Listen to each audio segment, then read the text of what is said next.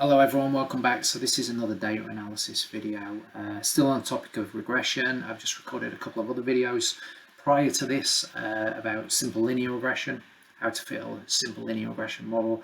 In this video and the next two, I'm going to move on and talk about multiple regression models. So multiple regression analysis is an extension of linear regression where instead of just having one independent variable or IV, we have two or more independent variables. So when fitting a multiple regression model, what we're doing is assessing the relationship between a linear combination of the IVs on some scale dependent variable or the DV. So with simple linear regression, we were able to plot the relationship between our one independent variable, the x-axis variable, and our DV, the y-axis variable, using the Cartesian coordinate plane. But once we have more than two independent variables in a multiple regression model, it becomes very difficult to visualize, as we'd have to create a plot with greater than 3 dimensions. However, despite this, we can still mathematically fit the model and work out the respective coefficients or slopes for the different IVs relative to the DV. We can also use the output from a multiple regression model to assess the relative importance of different individual independent variables as predictors of scores on the dependent variable. So if you recall from previous videos, that the equation for a regression line, it was derived from the algebraic equation for a straight line, where a score on the DV is a function of the intercept, which is the offset point where the regression line crosses the y-axis when we input 0 as the value for x, or the independent variable. So it's a function of the intercept plus the slope of the regression line multiplied by some value, some score on the independent variable, whatever we choose to input. So you can see here we've got our DV, dependent variable score, our outcome score is equal to the intercept plus the slope times whatever score we input for the independent variable, or usually the very common format for the regression equation there is y equals alpha plus beta times x. Okay, so with multiple regression, this equation is extended by simply adding more independent variables to the right hand side of the equation. So each additional independent variable will have its own slope relative to the DV. Below is an example with kind of 3 independent variables here. So you see we've got our score on the DV, our outcome variable is equal to the intercept plus the slope 1 times independent variable 1 score, whatever you input for independent, plus slope 2 times the score you input for independent variable 2, plus slope 3 times independent variable 3 score. Okay, whatever value you input for independent variable 3. And you can see underneath it, it's kind of just simply a matter of kind of adding these additional terms, really. So y is equal to alpha plus beta 1 times x1 plus beta 2 times x2 plus beta 3 times x3 in this particular example. So what I'm going to do in this notebook is I will run a multiple regression analysis to predict scores on a DV using 2 scale independent variables. Okay, so you can include categorical independent variables in a multiple regression model. I'll cover that in another video, but the 2 I'll use here are just scale variables.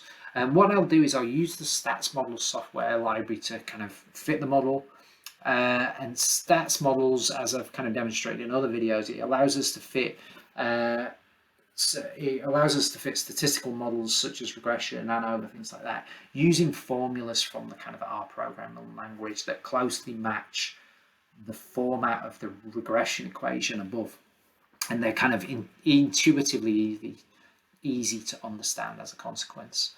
Okay, so to start with, let me import some libraries. I'm going to import pandas, numpy, statsmodels.api as sm, statsmodels.formula.api as smf. I'll import matplotlib and seaborn because we will obtain a plot for this particular model. And I'll also import pingouin as well, because that's something quite interesting. I'm going to use that to demonstrate. So importing those, and then I'll import the data set, and it's basically, it's a really simple data set. It's a very small data set, and it's called r1.csv. It's saved as a comma separated value spreadsheet on my computer, and I'm gonna call it df. I'll create an object called df, which is going to contain the data from this CSV file. I'm going to import it using the pandas pd.read_csv method. So if we look at the head, you can see all we've got here are 3 variables: books, attend, and grade. So let's look at the info. We've only got 40 entries, so we've only got 40 participants or data points. And what this relates to here is what we've got is a small data set. It contains observations from 40 participants on some university module or course, and it records how many books they read, how many classes they attended, and the grade for the course. So what grade they got, final grade they got for that particular module or course. Okay, so all 3 variables, as you can see here, the D types, are integer data types. And they're measured on, because they're measured on a discrete scale. You can only read 1, 2, 3, 4 books, etc. You can only attend 1, 2, 3, 4, 5, etc. lectures or classes. Yeah. As such, in this format, they're kind of suitable, and the grade's going to be like some sort of percentage score, so rounded to an integer value. So as such, they're suitable in this format for a multiple regression analysis. So what I'm going to do here is fit. I think this maybe is made up data. But I'll fit a multiple regression model to this data, see if a student's grade, so the DV is going to be grade here, the dependent variable. We're going to see if that can be predicted by their attendance of classes. So that's going to be I attendance is going to be I independent variable 1, and the number of textbooks they've read. So that's going to be independent variable 2. So books is independent variable 2. And the model will also allow us to assess which of these independent variables is the best predictor of grade achieved. Okay, so let's look at this cell here. To start with, I'm going to fit a multiple regression model using statsmodels. Note, I've covered this before. Note the formula specification. I've put formula equals. You can miss that first bit off, really, and just put the string for the formula, but I've added it here.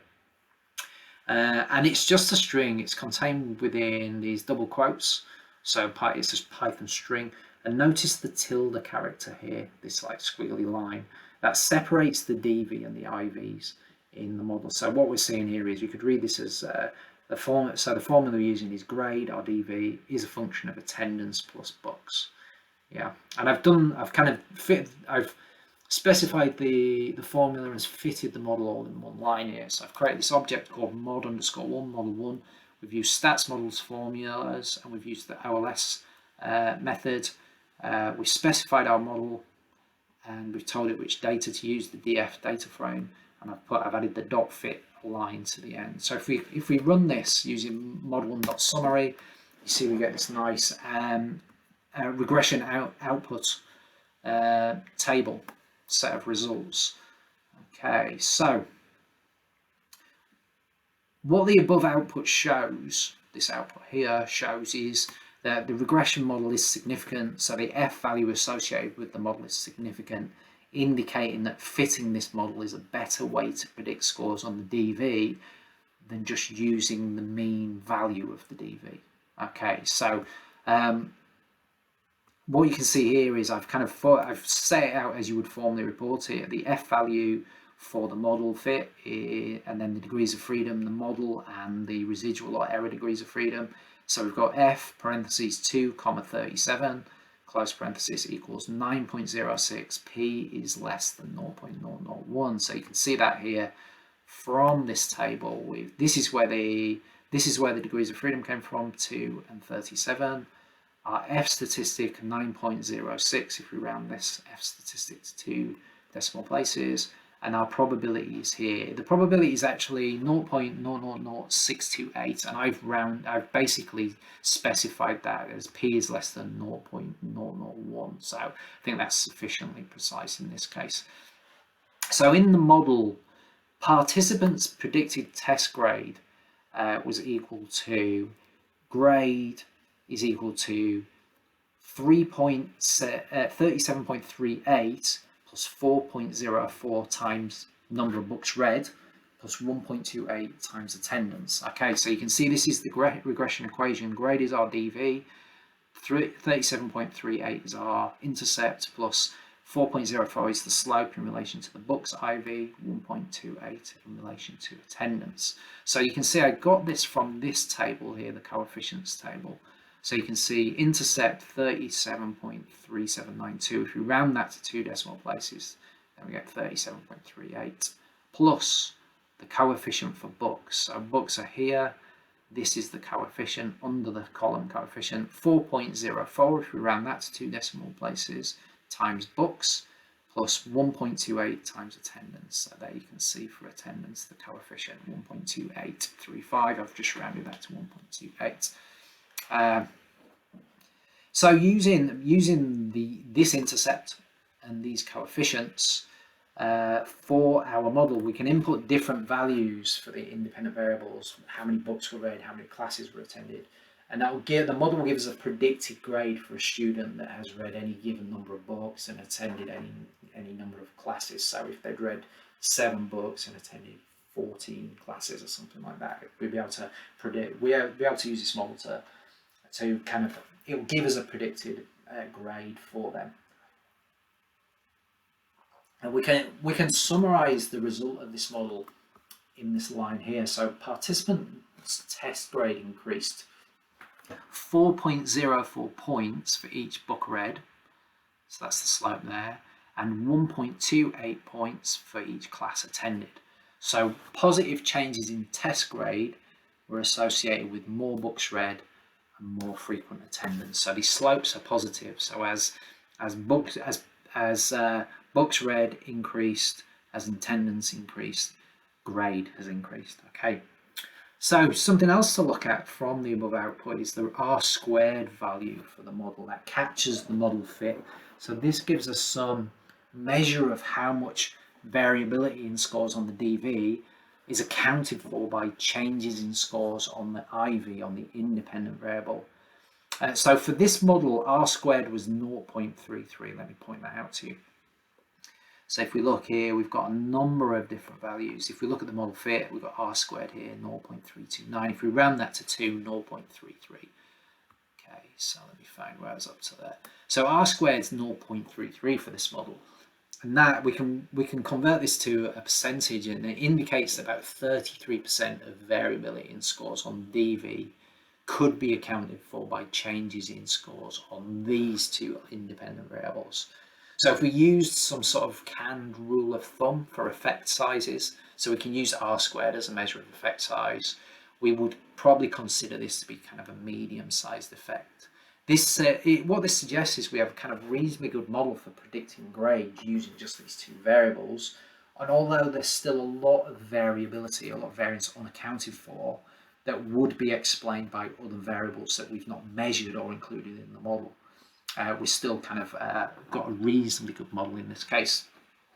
And we can also see from the associated t-tests in the coefficients table for each independent variable whether they were significant predictors in the model. So in this case, both independent variables were significant and contributed significantly to the prediction of scores on the DV. Okay, so let me show you where those things are.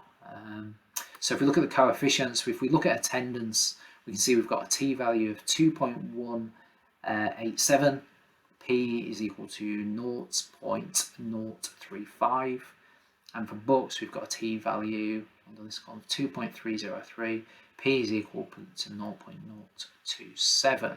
So both statistically significant. Okay, so what that's telling us is they contribute significantly to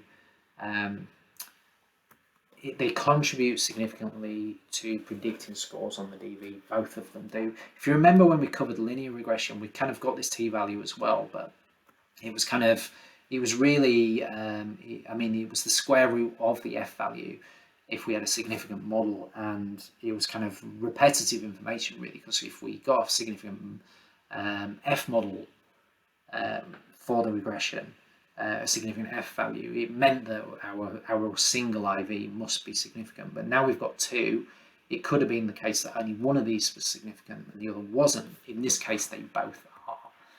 Okay, and we kind of set them out as I've formally as I've put them here. Like they're just reporting a t statistic essentially. T parentheses 37 is the degrees of freedom. Equals 2.19, P is equal to 0.04 for attendance, and for books it was T parentheses 37 equals 2.30, P is equal to 0.03. Okay, so one issue with the above model is that although both independent variables were significant, we can't easily assess their relative importance as predictors of the DV. We can't use the unstandardized beta coefficients to estimate this, as the size of each coefficient will be influenced by the scale it was measured on. So an IV could have a large unstandardized beta coefficient, but be making a smaller contribution to the model as a predictor of the dependent variable. In this case, it's not too big a problem, to be honest with you, because they were both kind of frequency counts of number of books, amount of number of classes. But sometimes you might have, and we'll see this in other models that'll fit. You might have an independent variable where one of them could be, number of classes attended or something like that. Another one could be measured on a completely different scale. It could be, cash value in hundreds of thousands of dollars, so massively different, and then that will influence the kind of these unstandardized beta coefficients that it's given us here. Okay, so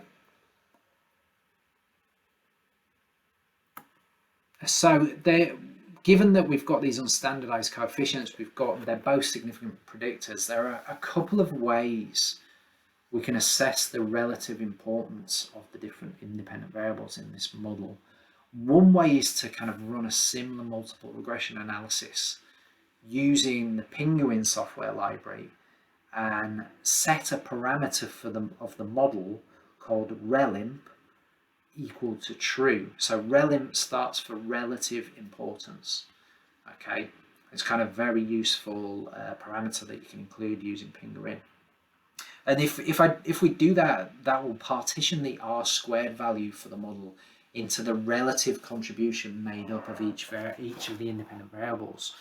And it will also give us the kind of the percentage of the R² value contributed by each independent variable. So that's one way we could fit this model using Pingouin and ask, get the coefficients table and ask for a relimp assessment as well.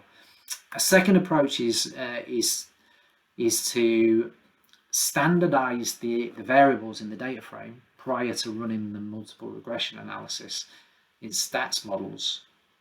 So we will convert them effectively to z-scores, and then so they're measured on a kind of standardized scale essentially, and then we'll kind of look to see which one has the greater relative importance, so to speak. What I'll do is I'll demonstrate both of these methods in the remainder of this video. So firstly, let's kind of assess the relative importance using relimp from Pingouin, so the Pingouin software library.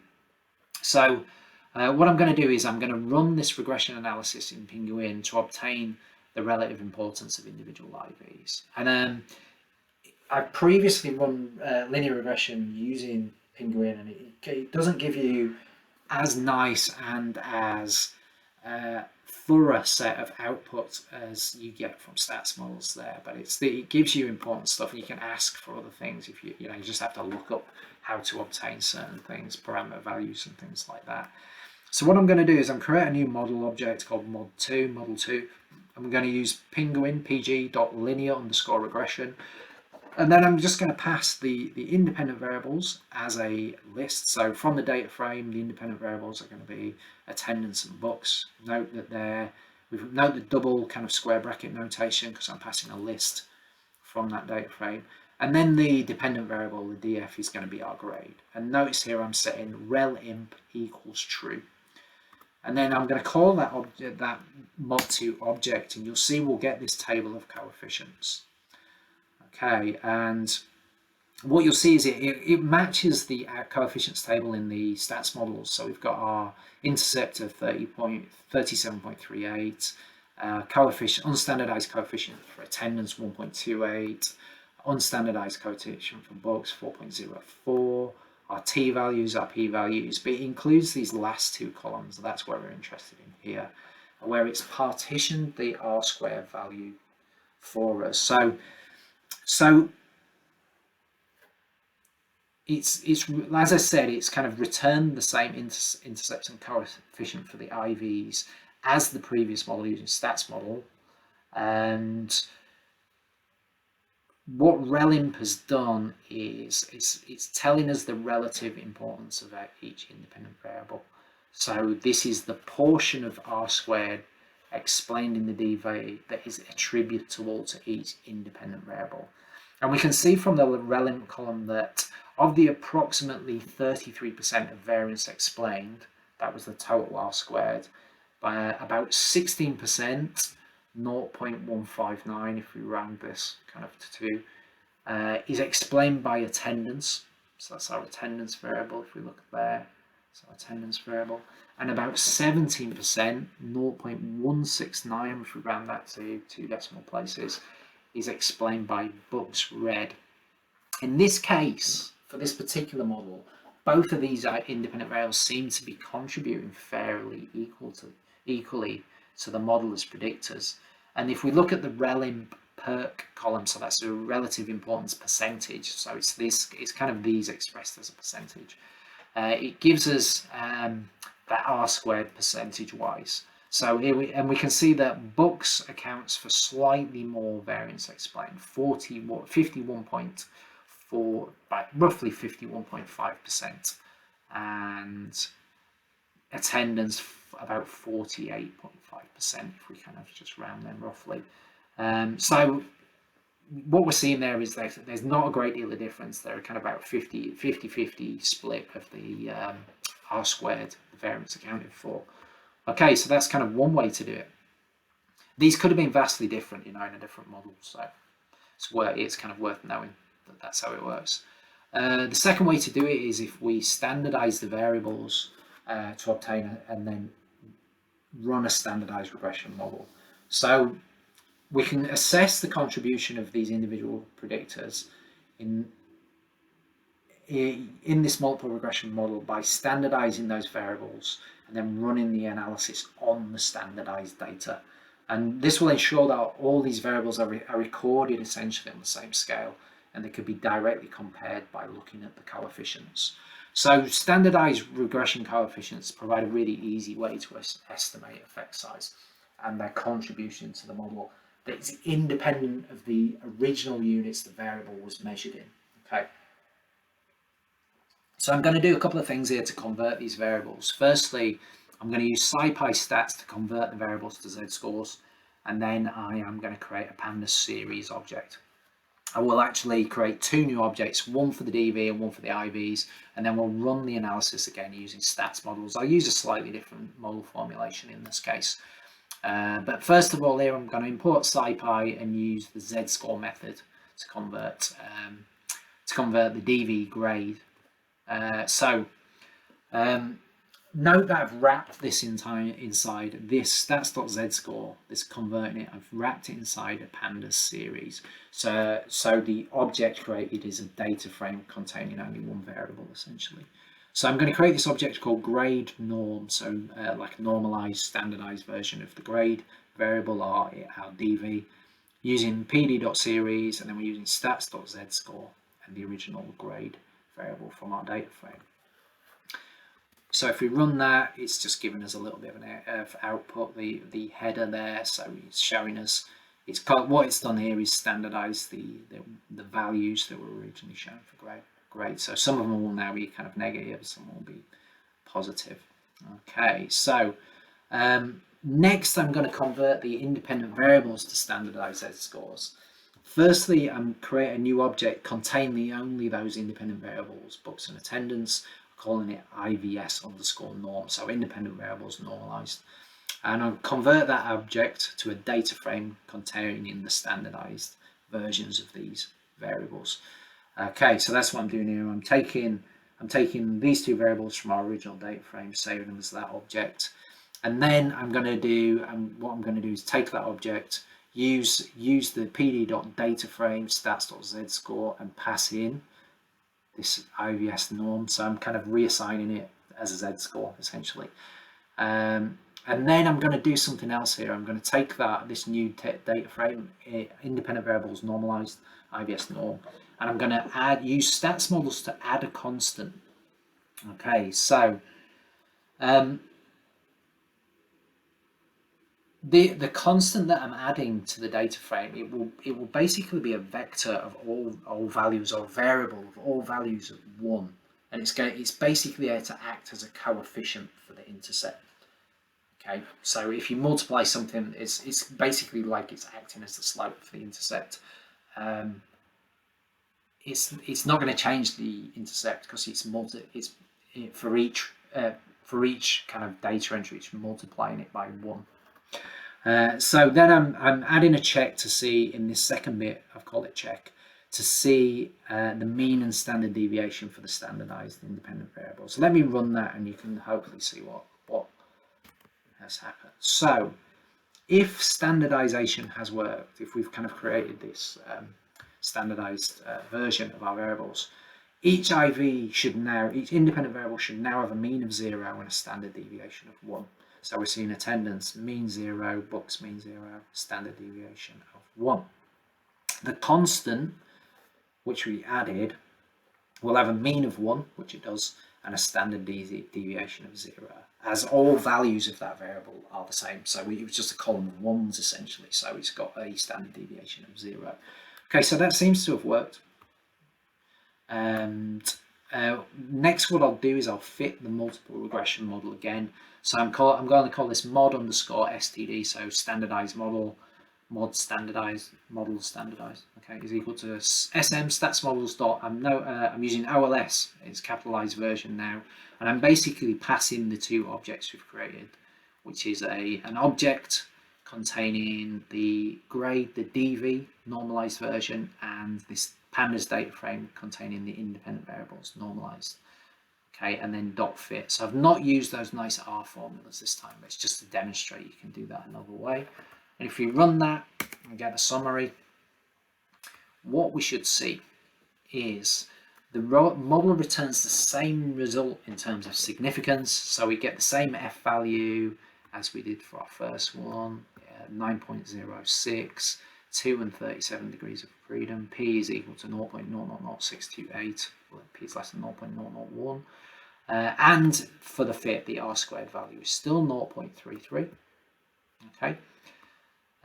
However, on this occasion, what we see is that the coefficients have changed and they're in standardized units. So if let's look at, I can fit that there. Attendance now has a coefficient of, if we round that to 0.33, so 0.3286 rounded to 0.33, and books has a coefficient of 0.3461, and if we round that, 0.35. So this tells us that every one standard deviation increase in attendance results in an increase in grade of about 0.33 standard deviations, and every one standard deviation in books read produces about a 0.34 standard deviation increase in grade. So both these independent variables are still significant predictors. You can see from their t-values that's not changed, and the associated probability. And as we observed when we checked the relative importance of these two variables, they both contribute fairly equally to the variance explained in DV scores. So these values are standardized values are very similar. Yeah.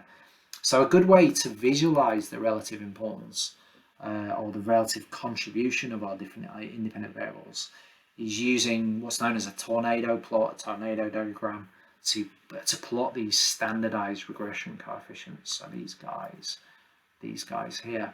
So that's what I'm going to do here. I'm creating this object called coefficients, and it's basically the parameters, the parameter coefficients from our standardized model. And then I'm going to take that object coefficient, do integer location, and I'm passing the absolute value of the coefficients times -1. And what I'm doing here essentially is extracting extracting the different groups, and then I'm going to use a bar plot, and we'll plot the x and y coefficients.